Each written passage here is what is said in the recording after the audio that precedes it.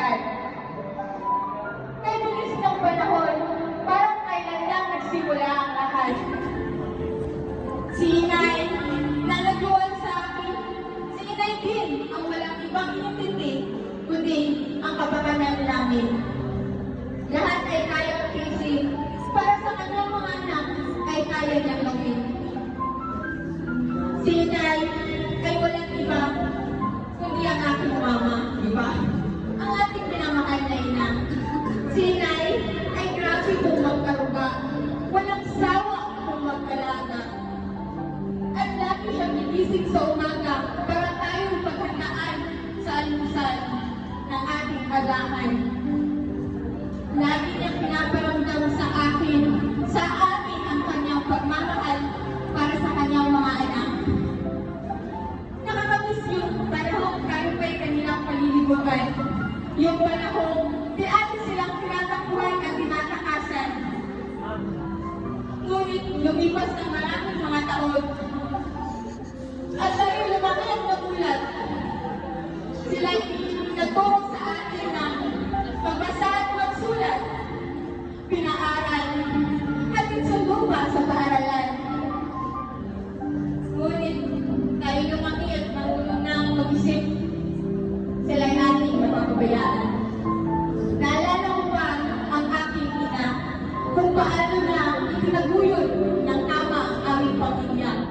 Naalala ko pa ang aking ina nung ako'y bata pa, nung siya'y nabubuhay pa lamang. Kay sarap sana kung narito pa siya, kaysa sabihin sana na alam niya ba, mahal na siya. Siya'y aking gusto makita. Pero ang daya ng panahon, hindi man na niya binigay sa akin. Paumanhin nga pala ina, at nalimutan ko na ang iyong imahe.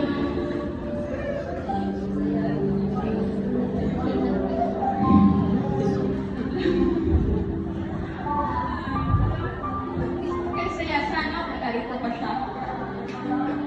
Kaya sarap sabihin, mahal na siya. Bakit niya kaya ako iniwan? Maraming tanong ng aking isipan. Bakit hindi niya nagawa sa akin magpaalam? Bakit kaya mama? Tirating mga bagay na sila'y nanihirapang sagutin. Pero sinusubukan ko itong tuklasin. Pero ako'y bigo pa rin. Ngunit, ang panahon ay dumating din. Ako'y may nalaman din kung bakit siya nagkaganon at nawala sa amin. Totoo nga, ang sekreto ay parang puso. Hindi ito makikimkim. At lalabas din ang katotohanan. Ngayon alam ko na, yun pala ang kanyang naganap sa nakaraan. Yun pala ang kanyang naranasan. Paumanhin nga pala ay natin kayo nagdurusa. Paumanhin at ang dapat mga saad na sa iyong pangaptan ay subalit naglaho rin ito ng biglaan gaya ng iyong pagkawala. Kay sakit isipin na kami kanyang inalagaan, ngunit siya'y aming napabayaan. Kay sakit na isip na wala siya sa aming piling. Ang mga alaala ay hindi na hindi maiimim, ngunit ang mga nakaraan ay magbabalik-balik pa rin. Ang hirap palaging isipin na siya'y wala na.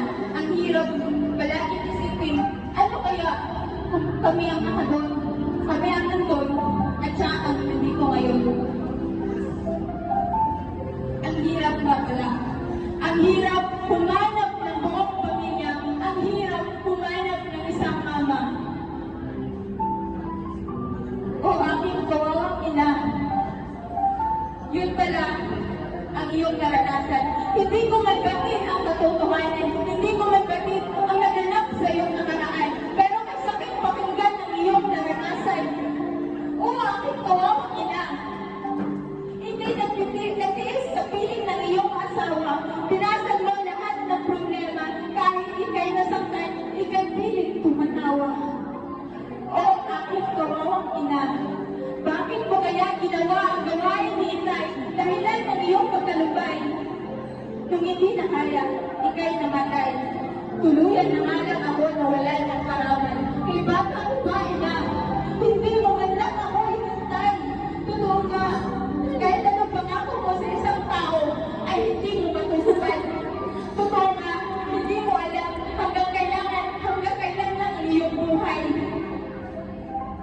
Hindi alam kung gagawin ng sa'yo nawalay. Sa pag-alaga mo, kami ay iyong sinanay. Paano na ako? Paano na kaninay? Simula nung sa'yo nawalay. Ay, ang hirap. Lahat ay naranasan. Kay sakit pakinggan. Hindi man lang kami kaya ipatanggap ni Isay. Kay sakit isipin. Nababayaan natin kami ni Ikay. Tuluyan na kami kawalan ng naramay. Lahat ng masayang alaala ay napalitan na nagbamungot ng isa't isa. Pero inay, batas na pala ang panahon, batas ang mundo. Ang iyong mga anak, huwag kang mag-alala. Malapit na kaming magtagumpay. May anak ka na malapit magsiman. May anak ka na malapit mag-BSA Financial Management. At ng isang anak, may apo ka na. Magiging masaya ka sana para sa amin. Pagtatapos ko, ay sa'yo ay inaalay. Ilalaan ko sa'yo ang aking tagumpay. Ang pagmamahal ko sa'yo ay hanggang mga aking ina. Hindi ko man nasulayan ang kanyang mukha. Nakalimutan ko man ang kanyang imahe. Pero masaya pakinggan ang kanyang alaala. Kasi tinatawa niya ang trabaho sa aking inay kahit kami kanyang napabayaan. Dapat lalaki sana ang nagtaguyod sa isang pamilya eh. Pero siya ang nagtaguyod kahit hindi siya. Inilaan niya ang kanyang sarili para sa pagtrabaho kami na mabuhay. Pero sumusunod siya. Hindi niya tinupad ang kanyang pangako na hihintayan niya ako na magtapos at sasamahan sa pag-graduate ko. Kahit isang graduation ko, eh hindi ko na naranasan na magkaroon ng isang ina para pumasok sa akin. Hindi ko na naranasan na mayroong ama na nagsasabing susuportahan kita lagi. Kasi ang aking ina ay parang siya yung ama ko, pero ang aking ama ay parang kaaway ko. Ngunit maaari man tayo magpatawad, pero ang sugat ay hindi maghihilom. Kasi kisakit sabihin na kasama ng aking ama, ginawa na niya ang bagay na dapat hindi. Hindi ko magpapakita ng mundo. Para tangihan siya ng maging ama dahil siya pa rin